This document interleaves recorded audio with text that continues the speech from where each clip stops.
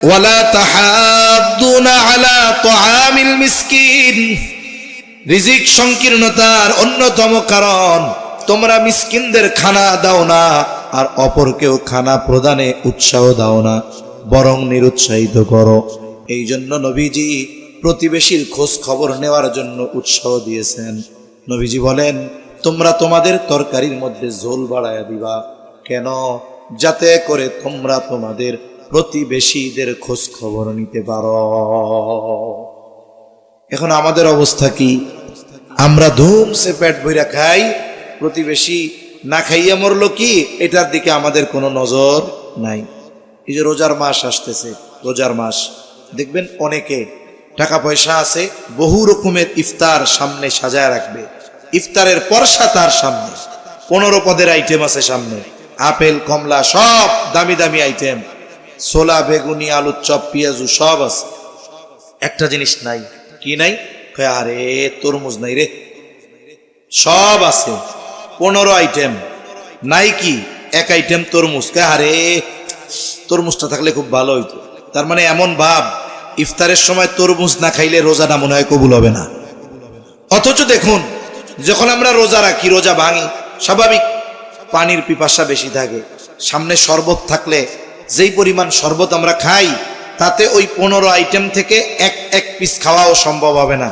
2টা বেগুনি, 1টা আলুর চপ আর একটু ছোলা নেওয়ার পরে বাকিগুলো আর খাইতে মন চায় না, তাই না? অথচ ইফতারের পূর্ব মুহূর্তে কি মনে হইছে? হায় রে, তরমুজটা নাই রে। আপনি আমি ওই এক আইটেম নাই আফসোস করতেছি, অথচ আমার আপনার পাশে রোজাদার, সে ওই সাহারির সময় ভাত রান্না করছিল, আলু ভর্তা দিয়া ভাতগুলা খাইছে, বাকি ভাত রাইখা দিছে, পানি দিয়া যে ইফতারের সময় এইটা 2টা মরিচ পুড়াইয়া আর একটু লবণ পেঁয়াজ দিয়ে মাখায়া খাবে। তার ঘরে ইফতার করার মতো কিচ্ছু নাই। আর আমার চোখের কি ক্ষুধা যে 15 আইটেম থাকার পরেও তরমুজ না থাকার কারণে আফসোসে আমি আপনি শেষ। খবরদার, এমনটা যেন না হয়। আপনি এমন করেন, যদি আপনার প্রতিবেশী মুসলিম, সে কায়িক পরিশ্রমের মাধ্যমে তার সম্পদ উপার্জন করতে হয়, গরিব মানুষ পা দিয়ে রিক্সা চালায়, অন্যের জমিতে সে কাজ করতে হয়, মাটি কাটতে হয়, এই শ্রম দিয়ে রোজা রাখা কতটা কষ্টের তার জন্য।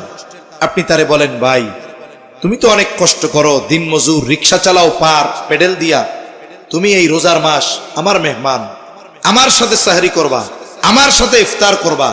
কি হইল ভাই? আপনি আমি যদি এই রকম আমার গরিব অসহায় মানুষগুলাকে আমার মেহমান বানায় নেই রোজার মাসের জন্য, তার রোজা রাখাটা সহজ হবে, তার নামাজ পড়াটা সহজ হবে। ভাই রে, আমার রোজা কবুল হবে কি হবে না আল্লাহ জানে, আমার তারাবি কবুল হবে কি হবে না আল্লাহ জানে, কিন্তু এই বিষয়ে চ্যালেঞ্জ, ওই রোজাদারের কাজ হালকা করে দিলাম, তার ইফতার সাহরির ব্যবস্থা করলাম, ইনশাআল্লাহ ওর রোজা কবুল হোক আর না হোক, আল্লাহ তাআলা আমাকে কবুল রোজার সওয়াব দিবে ইনশাআল্লাহ, কোনো সন্দেহ নাই। এজন্য নবীজি জানায় দেন, ইয়তীমের অভিভাবক আর আমি জান্নাতে পাশাপাশি অবস্থান করব। এখন আমি আপনি যদি পারি একজন ইয়তীমের অভিভাবক হয়ে যাব। অনেকের হয়তো সামর্থ্য নাই, একজন ইয়তীমের খরচ মাসে 2000, 3000, অনেক সময় আরো বেশিও হয়, কিন্তু আমার আপনার সামর্থ্য নাই। তাইলে কি করবেন? আমাদের বুজুর্গানে দিন বলেন, আপনি কমপক্ষে ইয়তীমের যে কোনো একটা প্রয়োজন মিটানোর জিম্মাদারি নিয়ে নেন। আপনি হুজুরে আইসা বলেন, হুজুর এই ইয়তীম মা বাপ নাই, এর সারা বছরের পাঞ্জাবি পায়জামা লুঙ্গির খরচ আমি দিয়ে দিব, সারা বছরের তেল সাবান পাউডার এইগুলার খরচ আমি দিয়ে দিব, স্যান্ডেল যা লাগে আমি দিব, খাবারটা শুধু আমি দিব। এইভাবে যে কোনো একটা অংশের দায়িত্ব নিলেও আশা করা যায় নবীজির সাথে জান্নাতে থাকার সুযোগ মিস হবে না। কেন?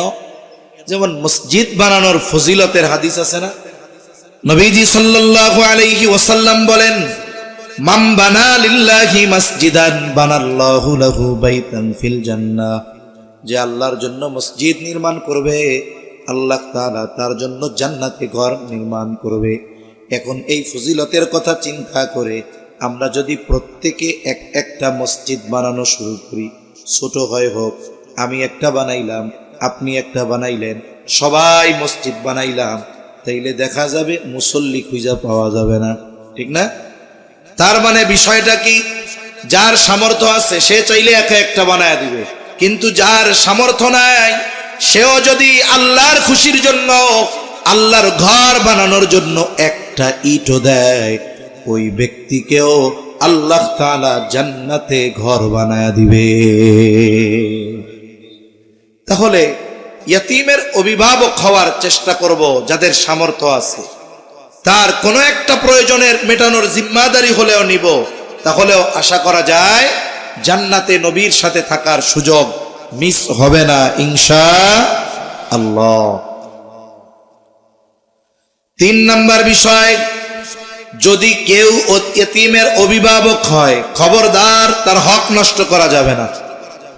যদি কারো ঘরে ইয়তীম থাকে তার সাথে খারাপ আচরণ করা যাবে না। নবীজি সাল্লাল্লাহু আলাইহি ওয়াসাল্লাম বলেন, ওই ঘর কতই না উত্তম ঘর, যেই ঘরে একজন ইয়তীম আছে আর তার সাথে সদাচরণ করা হয়। আর ওই ঘর কতই না নিকৃষ্ট ঘর, যেই ঘরে একজন ইয়তীম আছে আর তার সাথে অসদাচরণ করা হয়। বুজুর্গানে দিন বলেন, যেই ঘরে ইয়তীম আর তার সাথে যদি সদাচরণ করা হয়, ওই ঘর আল্লাহ রহমত বরকত দিয়া ভরপুর করে দেয়। আর যেই ঘরে ইয়তীম তার সাথে খারাপ আচরণ করা হয়, ওই ঘর থেকে আল্লাহ তাআলা রহমত আর বরকত উঠায় নেয়। এই জন্য যাদের ঘরে ইয়তীম আছে, হতে পারে আত্মীয়, হতে পারে এমনি লজিং রাখছে, যা হয় হোক, ইয়তীমরা ভালো খাবারের চাইতে ভালো আচরণের বেশি আশা করে। ভালো খাবার দেওয়া লাগবে না, সে ভালো আচরণের ব্যাপারে বেশি আশা করে। রাসূল আকরাম সাল্লাল্লাহু আলাইহি ওয়াসাল্লাম, ওনার বাবা তো দুনিয়ায় আসার আগেই ইন্তেকাল করছে, উনি দুনিয়ায় আসার আগে। এরপরে 6 বছরে মা ইন্তেকাল করছে। এরপরে অভিভাবক দাদা 8 বছরে ইন্তেকাল করছে। দাদা ইন্তেকালের পূর্বে আমার আপনার নবীজির অভিভাবকত্বের দায়িত্ব দিয়েছেন আবু তালেবকে। ভাই আওয়াজটা জড়াই যায়, এই বক্স বন্ধ করে শুধু মাইক দেন, তাও ভালো, আওয়াজটা পরিষ্কার হোক। শুধু মাইক দেন, বক্স লাগবে না, বক্সে তো কারেন্ট টানবে বেশি। মাইক দেন। নবীজি মাইক দুইটা দেন, মাইক দুইটা, মাইক আছে না 2 কর্নারে, এই দুইটার আওয়াজ বাড়াই দেন, কারণ এমনিই চলতেছে জেনারেটর, আর ওনার লাইনে হঠাৎ সমস্যা দিয়ে দিছে। হতেই পারে ইলেকট্রিক জিনিস, বলা তো যায় না কোন সময় কি হয়। বক্স চললে ভোল্টেজটা একটু টানবে বেশি, মাইক দেন, মাইকে কম টানবে। তাহলে আব্দুল মুত্তালিব ইন্তেকালের সময় আবু তালেবকে বানায় দিচ্ছেন নবীজির অভিভাবক, আমরণ অভিভাবক। অথচ ঐতিহাসিকেরা বলে আব্দুল মুত্তালিবের যতজন সন্তান তখন বেঁচে ছিল, সবার মধ্যে সবচাইতে দরিদ্র অভাবী ছিল আবু তালেব। অন্যান্য চাচারাও ভালোবাসতেন, তবে অন্যান্য চাচাদের চাইতে আবু তালেব বেশি ভালোবাসতেন।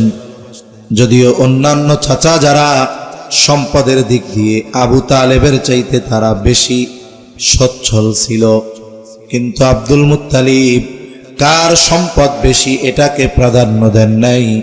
সন্তানদের মধ্যে কে আমার আপনার নবীকে বেশি ভালোবাসে, এই বিষয়টা খেয়াল করেই আবু তালেবকে আমার আপনার নবীজির অভিভাবক বানায় দিছে।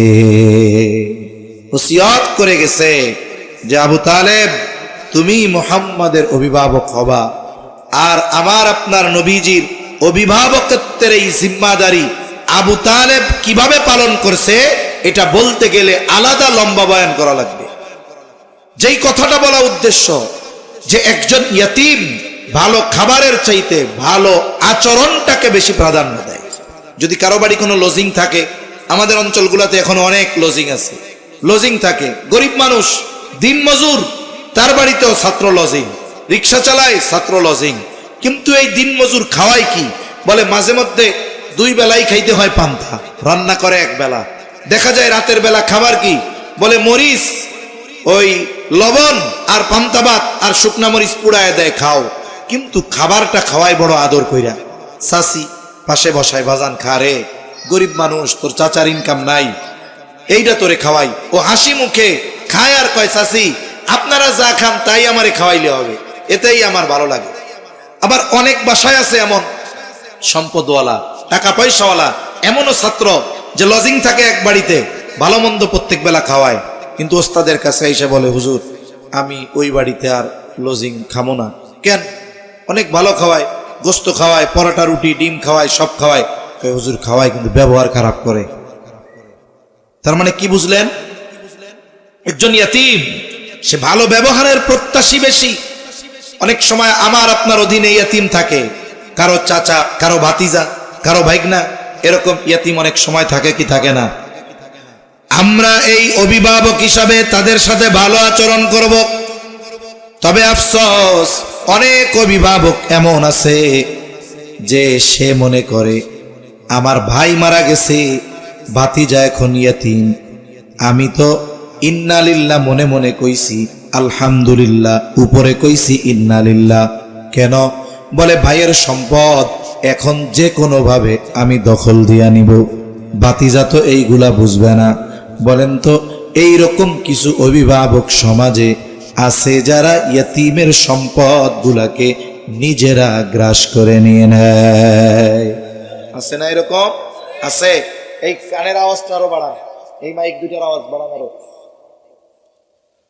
এরকম অনেক অভিভাবক আছে এতিমেরটা মাইরা খায়, এতিমের সম্পদ মেরে খাওয়া। এটা আবু জেহেলের কর্ম। কার কর্ম? জোরে বলেন কার?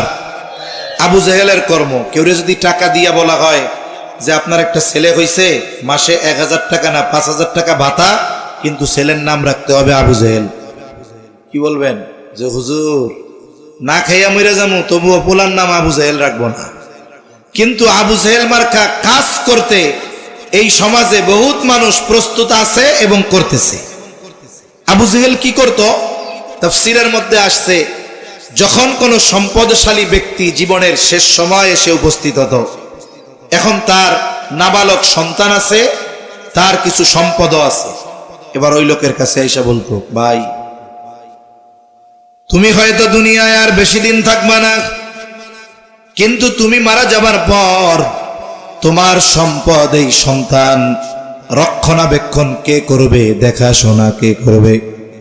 তোমার সন্তান অবহেলার শিকার হবে, আর তোমার রেখে যাওয়া সম্পদগুলা অন্যরা ভক্ষণ করবে। তা তুমি একটা কাজ করো, তুমি মারা যাওয়ার আগে ওসিয়ত করে যাও, তোমার মৃত্যুর পর তোমার সম্পদ আর সন্তানের অভিভাবক আমাকে বানায়া যাও। যদি তোমার সম্পদ আর সন্তান এই দুইটা বিষয়ের অভিভাবক আমারে বানায়া যাইতে পারো, তাহলে এগুলো নিরাপদ থাকবে। লোকটা চিন্তা করত, আমার সন্তান আর সম্পদের দেখাশোনার দায়িত্ব যদি আবু জেহেলের উপরে থাকে, তাইলে এই দেশের কোন বাপের বেটা আছে আমার সম্পদের দিকে নজর দিবে?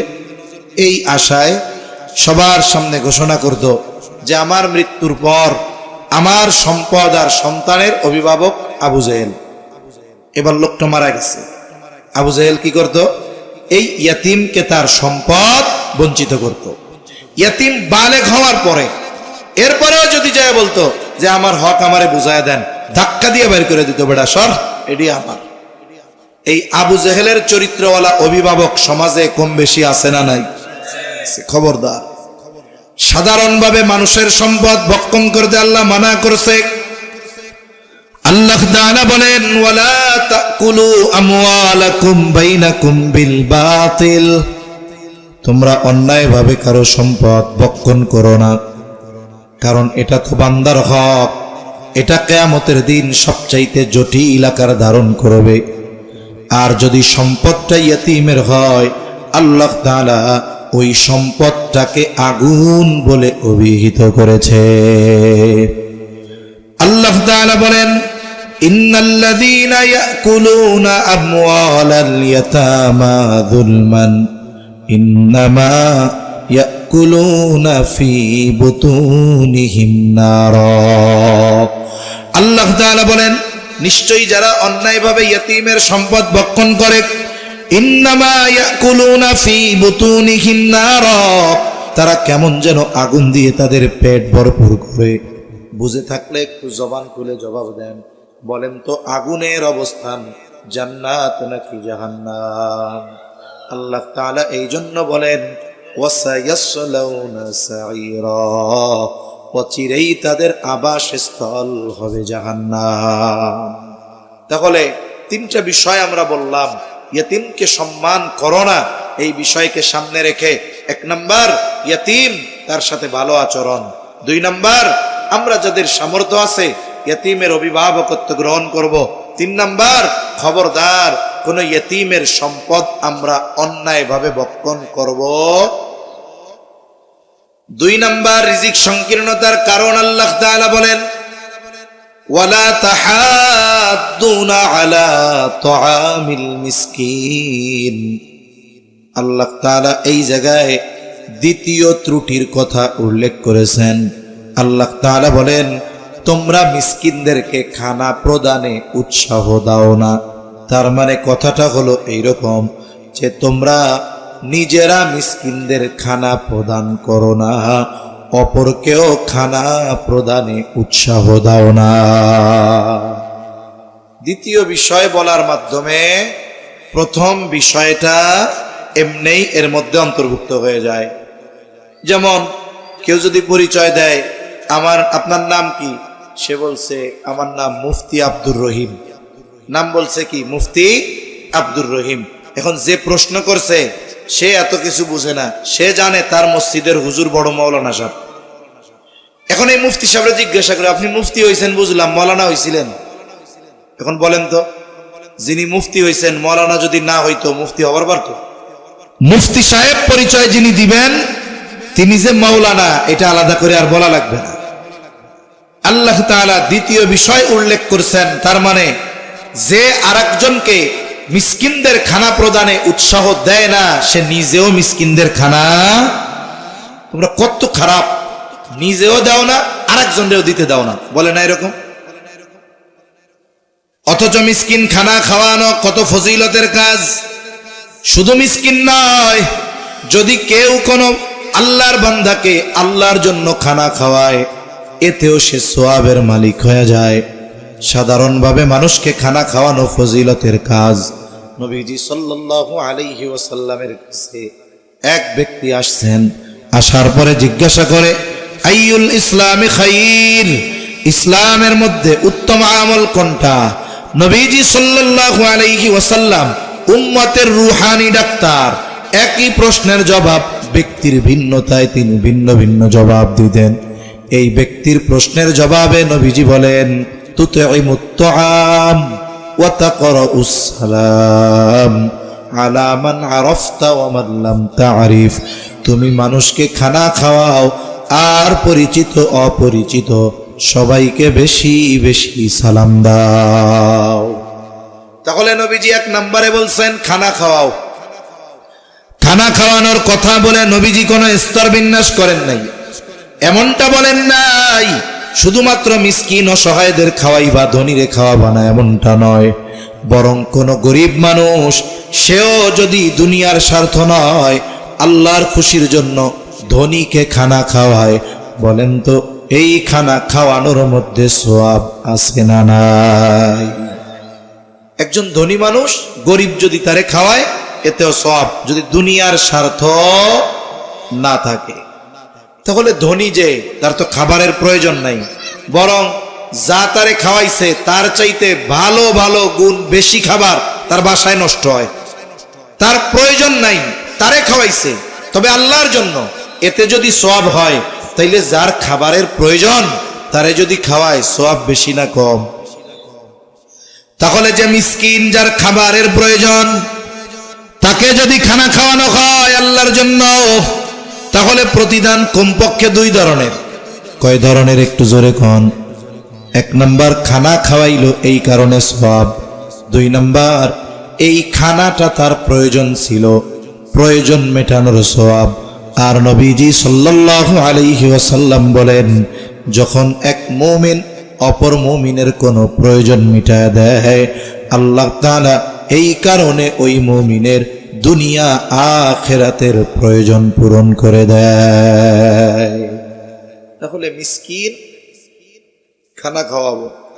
যদি কেউ খানা খাইতে আসে, চায়, ক্ষুধার্ত, আমার কাছে নাই, আমি পাশের যে আছে তারে উৎসাহ দিব, ভাই আমার পকেটে তো টাকা নাই, এখন তুমি একটু তারে 10টা টাকা দিয়া একটা কলা রুটি কিনে দাও। এই যে আমি বললাম, আমি তাকে উৎসাহ দিলাম, ও খাওয়াইলো, ও খরচ কইরা সোয়াব পাইলো, আমি তাকে উৎসাহ দিয়ে সোয়াব পাইলাম। তার মানে বিষয় কি, যদি সামর্থ্য থাকে নিজে খাওয়াবো, সামর্থ্য যদি না থাকে, যার সামর্থ্য আছে তাকে উৎসাহ দিব যে খানা খাওয়ান। তাহলে মিসকিনকে খানা খাওয়াইলে দ্বিগুণ সওয়াব। কারণ 1 নাম্বার আল্লাহর জন্য খানা খাওয়াইলো, এই সওয়াব। 2 নাম্বার খানাটা তার প্রয়োজন মেটানোর সওয়াব। এখন এই মিসকিন ক্ষুধার্ত অসহায় মানুষ, সে যদি আমার প্রতিবেশী হয়, তাহলে তাকে খানা খাওয়ানো শুধু ফজিলতের কাজ নয়, বরং তাকে খানা খাওয়ানো এটা ঈমানি দাবি, ঈমানের দাবি, ঈমানের দাবি। নবীজি সাল্লাল্লাহু আলাইহি ওয়াসাল্লাম বলেন, লাইসাল মুমিন আল্লাযী ইয়াশবাউ, ওই ব্যক্তি মুমিন নয় যে নিজে পেট পুরে খায় আর তার পাশে তার প্রতিবেশী অভুক্ত থাকে, ওই ব্যক্তি মুমিন নয়। এই জন্য নবীজি প্রতিবেশীর খোঁজ খবর নেওয়ার জন্য উৎসাহ দিয়েছেন। নবীজি বলেন, তোমরা তোমাদের তরকারির মধ্যে ঝোল বাড়ায়া দিবা। কেন? যাতে করে তোমরা তোমাদের প্রতিবেশীদের খোঁজ খবর নিতে পারো। এখন আমাদের অবস্থা কি? আমরা ধুমসে পেট ভইরা খাই, প্রতিবেশী না খাইয়া মরলো কি, এটার দিকে আমাদের কোনো নজর নাই। এই যে রোজার মাস আসতেছে, রোজার মাস, দেখবেন অনেকে টাকা পয়সা আছে, বহু রকমের ইফতার সামনে সাজায় রাখবে, ইফতারের পরশা তার সামনে, 15 পদের আইটেম আছে সামনে, আপেল কমলা সব দামি দামি আইটেম, ছোলা বেগুনি আলুর চপ পেঁয়াজু সব আছে। একটা জিনিস নাই, কি নাই? আরে তরমুজ নাই রে। সব আছে, 15 আইটেম, নাই কি 1 আইটেম তরমুজ। আরে তরমুজটা থাকলে খুব ভালো হইতো। তার মানে এমন ভাব, ইফতারের সময় তরমুজ না খাইলে রোজাটা মনে হয় কবুল হবে না। অথচ দেখুন, যখন আমরা রোজা রাখি, রোজা ভাঙি, স্বাভাবিক পানির পিপাসা বেশি থাকে, সামনে শরবত থাকলে যেই পরিমাণ শরবত আমরা খাই, তাতে ওই 15 আইটেম থেকে এক পিস খাওয়াও সম্ভব হবে না। 2টা বেগুনি, 1টা আলুর চপ আর একটু ছোলা নেওয়ার পরে বাকিগুলো আর খাইতে মন চায় না, তাই না? অথচ ইফতারের পূর্ব মুহূর্তে কি মনে হইছে? হায় রে, তরমুজটা নাই রে। আপনি আমি ওই 1 আইটেম নাই আফসোস করতেছি, অথচ আমার আপনার পাশে রোজাদার, সে ওই সাহারির সময় ভাত রান্না করছিল, আলু ভর্তা দিয়া ভাতগুলা খাইছে, বাকি ভাত রাইখা দিছে, পানি দিয়া যে ইফতারের সময় এইটা 2টা মরিচ পুড়াইয়া আর একটু লবণ পেঁয়াজ দিয়ে মাখায়া খাবে।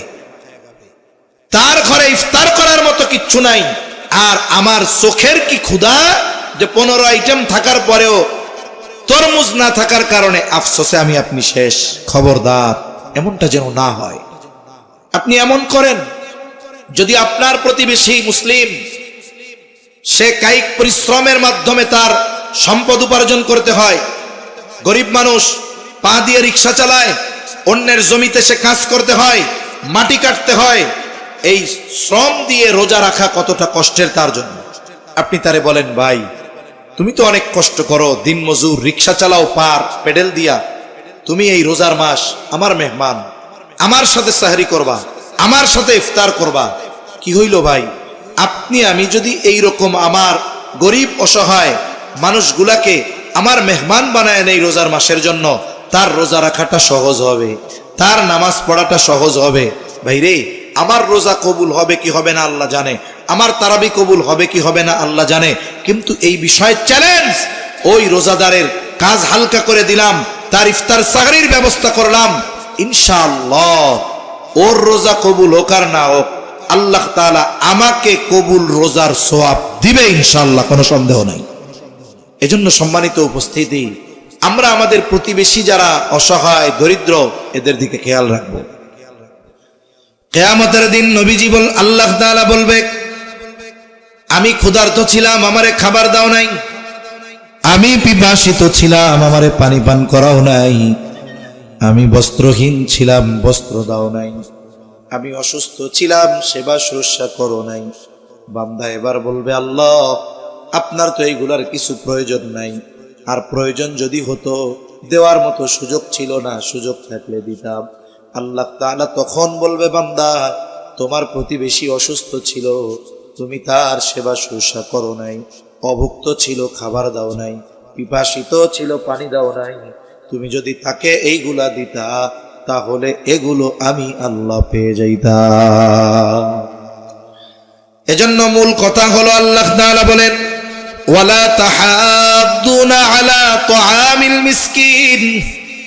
রিজিক সংকীর্ণতার অন্যতম কারণ, তোমরা মিসকিনদের খানা দাও না, আর অপরকেও খানা প্রদানে উৎসাহ দাও না, বরং নিরুৎসাহিত করো। 3 নাম্বার, আল্লাহ তাআলা বলেন, ওয়া তাকুলু নাতুরাসা আকলাল লাম্মা। তোমরা ওয়ারিসি সম্পদ সব একা খেয়ে ফেলো।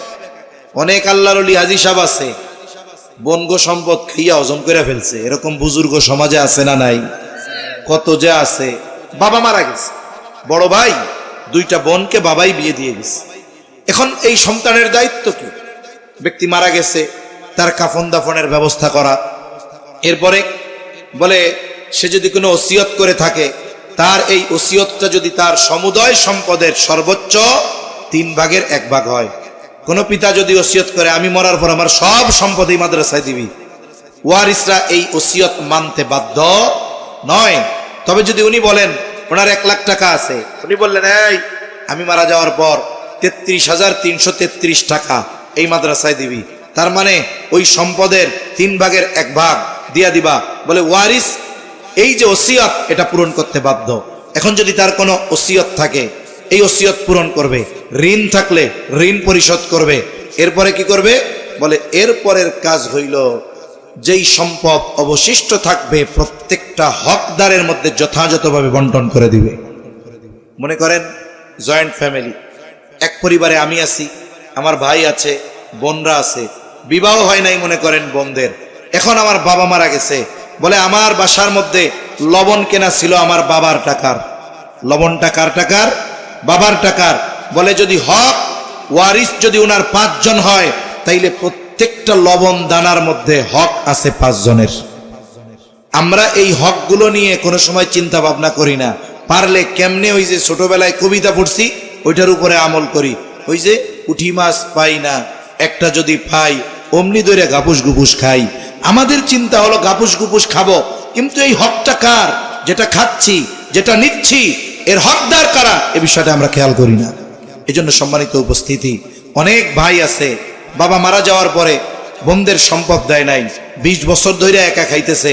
20 বছর পর যখন বোনরা আইসা বলে, ভাই 20 বছর গাছের ফল, পুকুরের মাছ, দোকানের ভাড়া, জমির ফসল সব খাইছো, যা দিছো দিছো, হিসাব নেই নাই, কিন্তু এখন আমাদের হক আমারে বুঝায় দাও।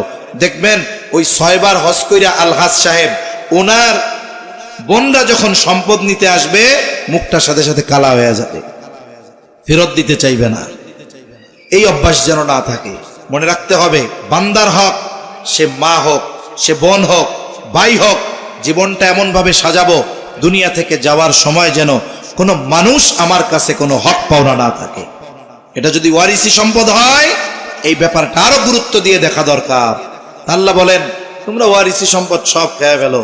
এরপরে আল্লাহ তাআলা বলেন, ওয়াতুহিব্বুনাল মালা হুব্বান জাম্মা। মালের মহব্বত, অতিরিক্ত মালের মহব্বত, দুনিয়ার মহব্বত। নবীজিও বলেন, হুব্বুদ দুনিয়া রাসু কুল্লি খাতিআ। দুনিয়ার মহব্বত সকল গুনাহের মূল। এখন আসেন, তাইলে কি মাল উপার্জন নিষেধ?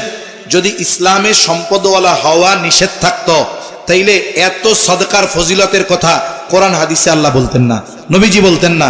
কোরআনে সদকার কত ফজিলত, তাইলে স্পেশাল ভাবে সম্পদওয়ালাদের জন্য স্পেশাল একটা ইবাদত যাকাতকে ইসলামের মৌলিক এক ভিত্তি হিসাবে আল্লাহ তাআলা করতেন না।